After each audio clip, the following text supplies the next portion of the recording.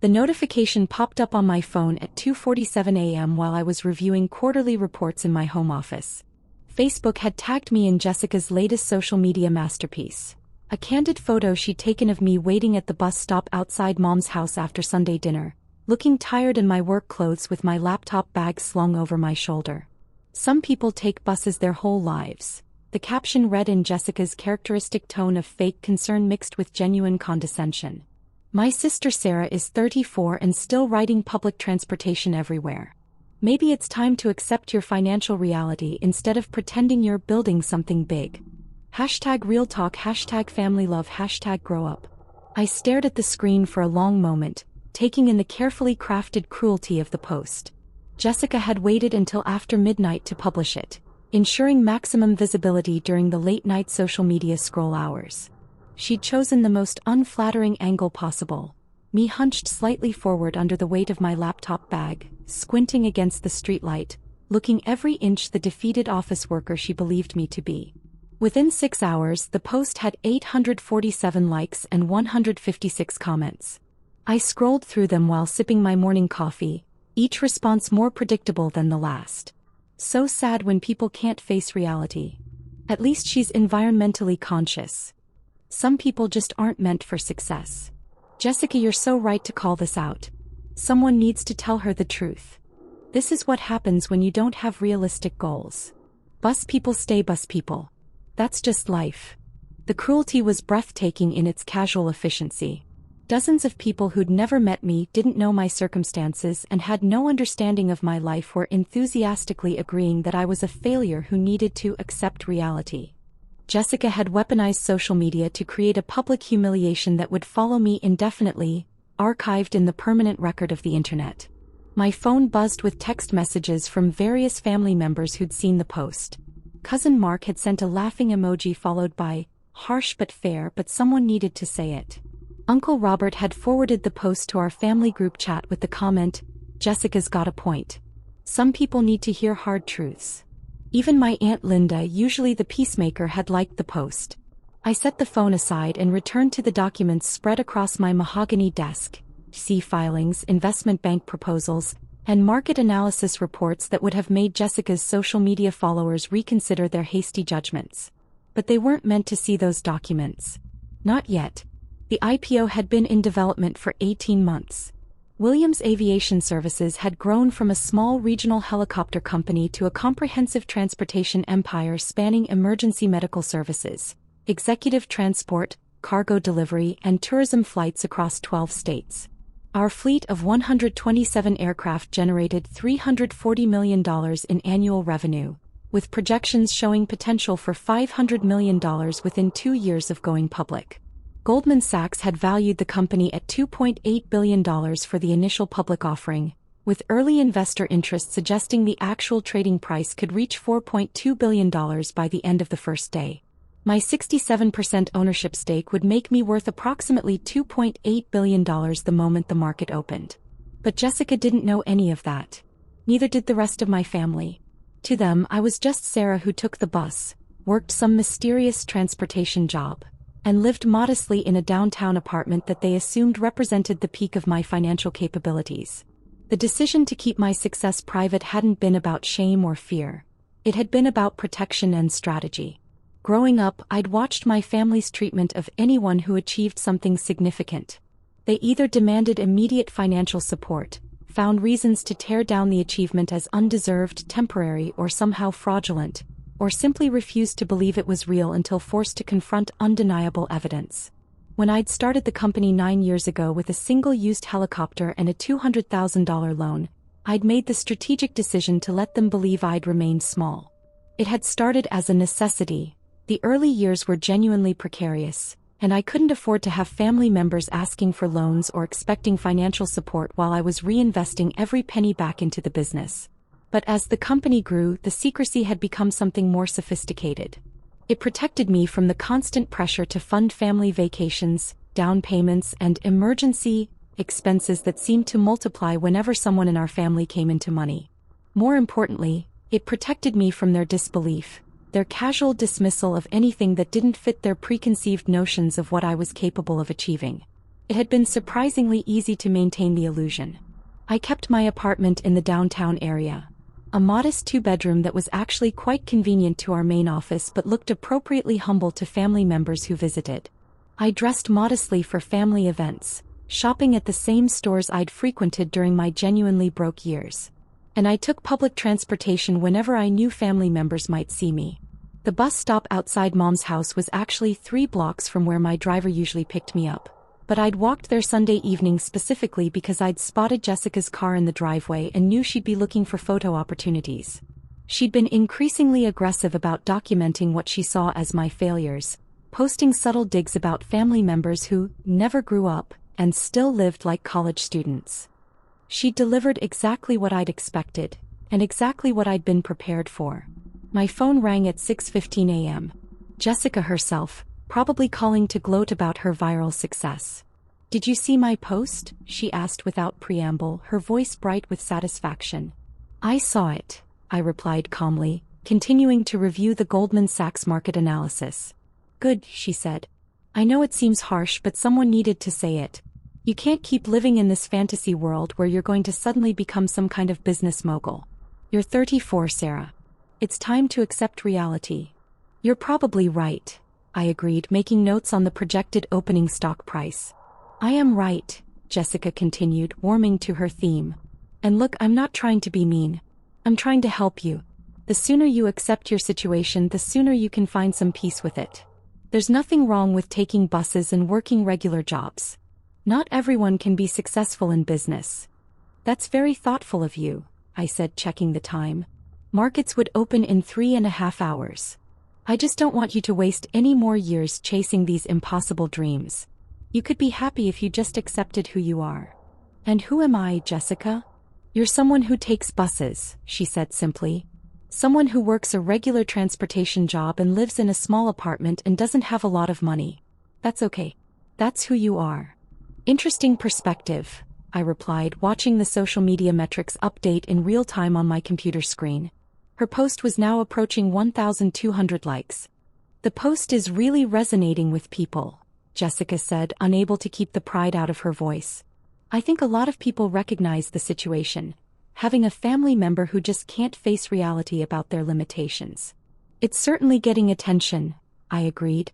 "Sometimes public accountability is what people need," Jessica continued. "When someone's living in denial, sometimes it takes their community to help them see the truth." After she hung up, I continued my morning routine with unusual calm.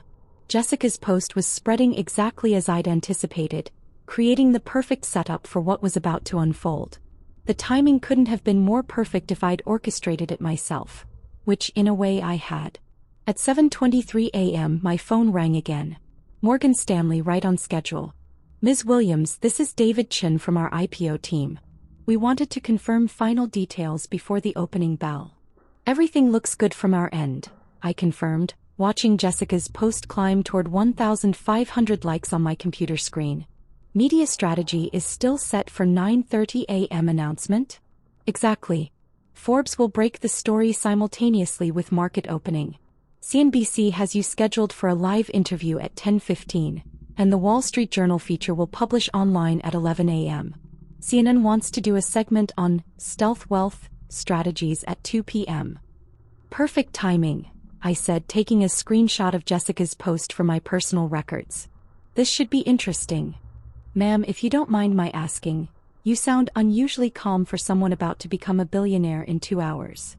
I laughed, scrolling through the comments on Jessica's post where family friends were now chiming in with their own observations about my apparent financial failures. Let's just say I've been looking forward to this particular morning for a long time. The comments section had become a feeding frenzy of casual cruelty. High school acquaintances were sharing their own memories of my supposed failures. Former co-workers from my early jobs were chiming in with observations about how I'd never seemed destined for success. Even people who barely knew me were offering psychological analyses of why some people refuse to accept their limitations. At 8:15 a.m. I received a text from my assistant. "Morning show producers are calling. Ready for media storm." I texted back, "Launch protocol. Full visibility." After hanging up with Morgan Stanley, I showered and dressed in my best suit. A custom Armani that had been hanging in my closet for 6 months, waiting for this exact day. The transformation from bus rider Sarah to billionaire CEO Sarah required more than just different clothes, but the clothes were an important start. The suit had been tailored specifically for television appearances and investor meetings. The navy fabric was chosen to photograph well under studio lights, the cut designed to project authority without seeming ostentatious. I'd had it made by the same tailor who dressed Fortune 500 CEOs, but I'd never worn it to family events. At 8:45 a.m., I took a taxi to Goldman Sachs offices in the financial district. The irony wasn't lost on me. For the first time in months, I was actually riding in a vehicle other than the bus or my privately driven town car. By tomorrow, that irony would be the least interesting thing about my transportation choices. The Goldman Sachs conference room was filled with investment bankers, lawyers, and media representatives, all focused on computer screens showing pre-market trading data. Our stock ticker, WAVI for Williams Aviation Services, wouldn't start trading for another 30 minutes, but institutional investors were already placing orders based on the prospectus that had been circulating for weeks. Initial demand is extraordinary, announced Sarah Chin, the lead banker on our deal. We're seeing institutional orders for 2.3 times the available shares. Pension funds, sovereign wealth funds, major mutual fund companies, everyone wants a piece of this IPO. The room buzzed with the energy of a major financial event. Lawyers were making final calls to SEC regulators. PR representatives were coordinating with financial media outlets. Junior bankers were updating presentation slides with the latest pre-market data. This could be one of the strongest transportation IPO debuts in 5 years, Chin continued. Possibly the strongest debut in any sector this quarter. My phone had been buzzing steadily since 8:30, but I'd kept it face down during the pre-market briefing. Now, with 15 minutes until the opening bell, I finally checked the messages. 47 missed calls. 238 text messages. 1,847 Facebook notifications. Jessica's post had exploded overnight, reaching 3,200 likes and 487 comments. But now the comments had taken a different tone. People were sharing news articles with headlines like, "Mystery Transportation Billionaire to Go Public Today," and "Williams Aviation Services, the quiet empire about to make noise." Someone had connected the dots. "Oh shit," read a comment from Jessica's college friend. "Is this the same Williams from that aviation company going public today?" Sarah Williams. Jessica, another friend, had written in all caps. "Check the news right now. Your sister is in Forbes." "Wait, is this the Williams Aviation IPO? Holy crap, Jessica, what have you done?" The most recent comment, posted just 8 minutes ago, was from my cousin Mark. "Hey Jessica, you might want to delete this post. Like right now." But Jessica hadn't seen the warnings yet. Her last activity was a heart eyes emoji on someone's compliment about her brave honesty in calling out family members who live in denial about their financial situation. At 9:25 a.m., every phone in the Goldman Sachs conference room started buzzing simultaneously. The major financial news outlets were preparing their coordinated announcement, synchronized with the market opening. At 9:29 a.m., Forbes published their article online, 1 minute ahead of schedule. Transport Empire IPO creates billionaire. Williams Aviation Services goes public, founder stake worth $2.8 billion. The article included a professional headshot I'd taken 3 months ago, showing me in a navy blazer standing in front of one of our newest helicopters. The caption read, "Sarah Williams, 34, founded Williams Aviation Services in 2015 with a single helicopter and a vision for comprehensive transportation solutions. Today's IPO values her company at $2.8 billion, making Williams one of the youngest female billionaires in the transportation sector." The article detailed our company's growth from a single aircraft startup to a multi-state operation serving hospitals, corporations, government agencies, and private clients. It highlighted our safety record, our innovative use of technology in helicopter dispatch and maintenance, and our expansion into new markets including urban air mobility and cargo delivery services. Williams has maintained an unusually low profile for a CEO of her stature, the Forbes reporter had written. She lives modestly, uses public transportation, and has avoided the typical trappings of executive wealth. I've always believed that how you build something is more important than how you display it, Williams told Forbes in an exclusive interview last week. My personal phone was now ringing continuously. I switched it to silent and handed it to my assistant, who'd flown in from our Chicago headquarters specifically to handle the media chaos. At 9:30 a.m. exactly, Wavi began trading on the Nasdaq. The opening price was $47 per share, 23% above our initial pricing of $38. Within the first 5 minutes, it had climbed to $52. By 9:45, we were at $58 per share, making the company worth $4.1 billion and my personal stake worth approximately $2.7 billion. Congratulations, Sarachan said, shaking my hand as applause filled the conference room. You're officially a billionaire. The words felt surreal even though I'd been expecting them for months. All the planning, all the careful secrecy, all the family bus rides and modest apartments had led to this moment. Sitting in a Manhattan conference room watching my net worth multiply by the minute on financial news networks. CNBC was running a continuous ticker showing Wavi's price progression. Bloomberg had interrupted their regular programming for a special report on the stealth billionaire. The Wall Street Journal had published their feature story with the headline, "The CEO Who Took the Bus, Williams Aviation's Unlikely Success Story." My assistant approached with my phone, her eyes wide. "Ms. Williams, you have 847 missed calls in the past 30 minutes. Your sister Jessica has called 23 times in the last 10 minutes alone. Should I start returning them?" "Just family calls for now," I said, accepting the phone. "Everyone else can go through our media relations team." The first call I returned was to Mom, who answered before the first ring finished. "Sarah." Her voice was high and strained, bordering on hysteria. "Sarah, is this real? Are you really the person in these news articles? Are you really worth billions of dollars?"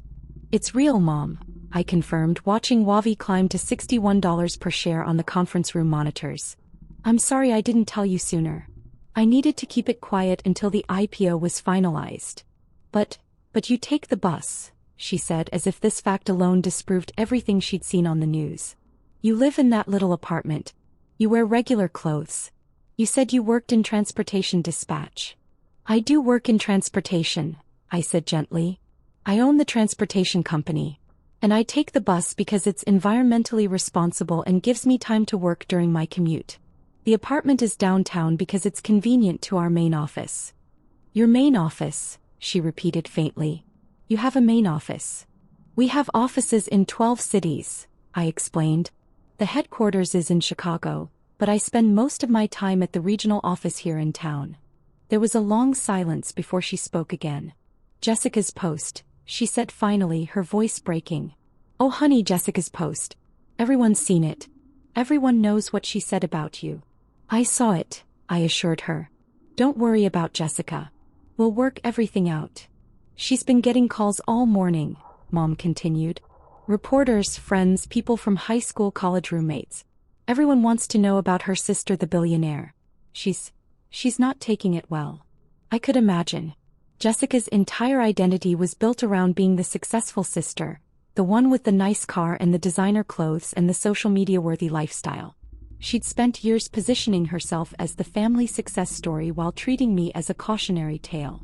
Having that narrative collapse publicly, through her own social media post, would be particularly devastating. "Is she okay?" I asked, surprising myself with genuine concern. "She locked herself in her bedroom," Mom said. "David's trying to get her to come out, but she won't even answer the door. She keeps saying she's ruined everything, that everyone thinks she's an idiot, that she's destroyed your relationship forever." My assistant tapped my shoulder and pointed to the monitors. Wavi had hit $64 per share.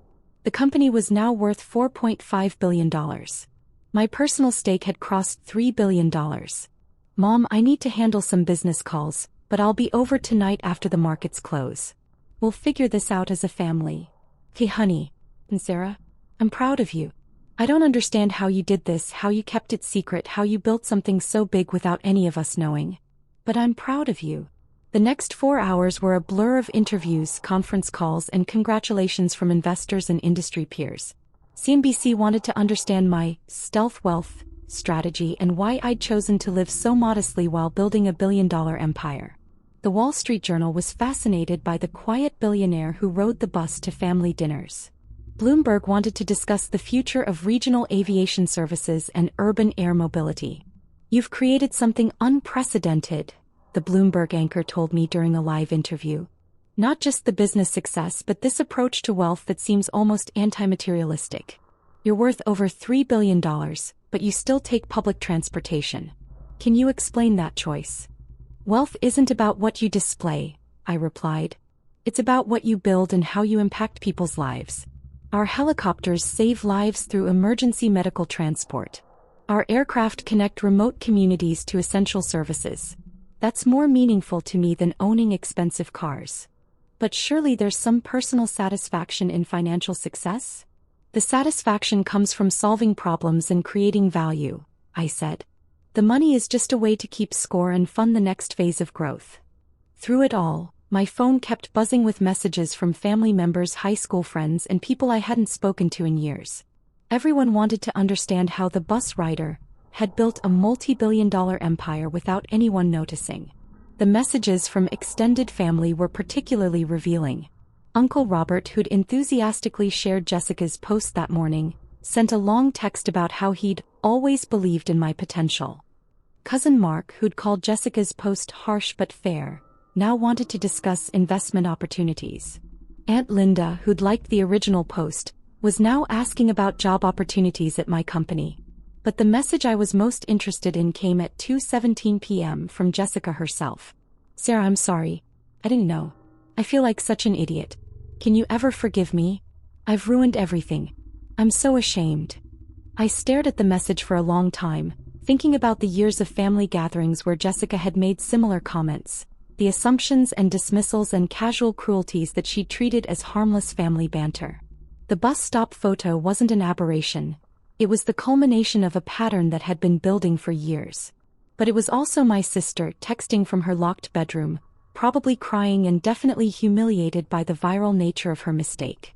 And despite everything, despite years of dismissive comments and public embarrassment, she was still family.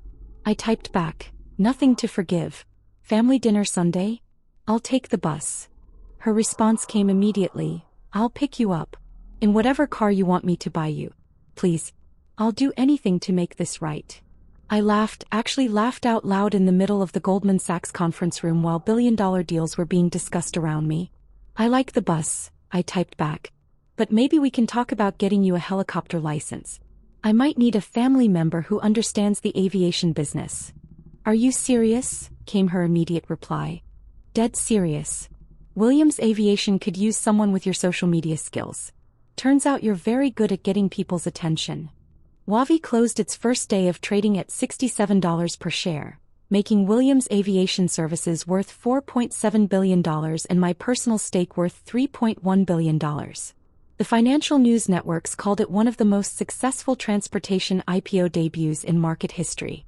The evening news coverage was extraordinary.